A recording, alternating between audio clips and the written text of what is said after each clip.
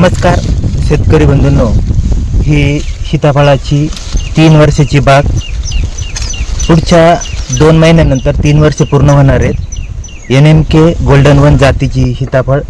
तर आता आपण ही बहार छाटणी करतोय आणि ही छाटणी करत असताना पण कशा प्रकारे ही छाटणी करायला पाहिजे, केली पाहिजे ही आपण पाहणार आहोत. तर याच्यामध्ये ही साधारणपणे ही पहिली छाटणी या ठिकाणी केलेली आहे. त्याच्यानंतर साधारण 3 ते 4 डोळ्यावर ही छाटणी अशी करायची आहे. पहा,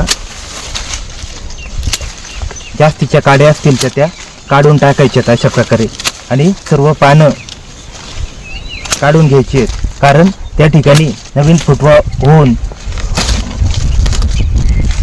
फुलधारणा त्या ठिकाणी होऊन फळ येणार आहेत. तर ही छाटणी करत असताना जास्तीच्या अनावश्यक काड्या आणि ठराविक लांबीमध्ये 3 ते 4 डोळे ठेवून ही छाटणी करायची आहे.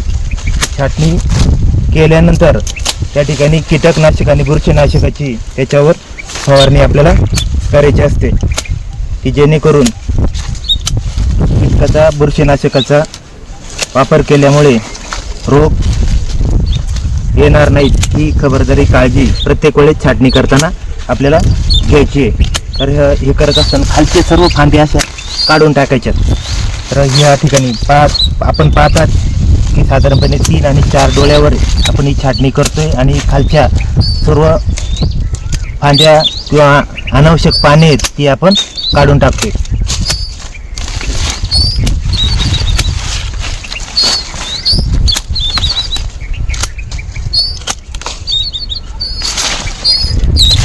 अशा प्रकारे ही छाटणी केली जाते. अनावश्यक जर काड्या असतील त्या काढून टाकून ही छाटणी करायला हवी.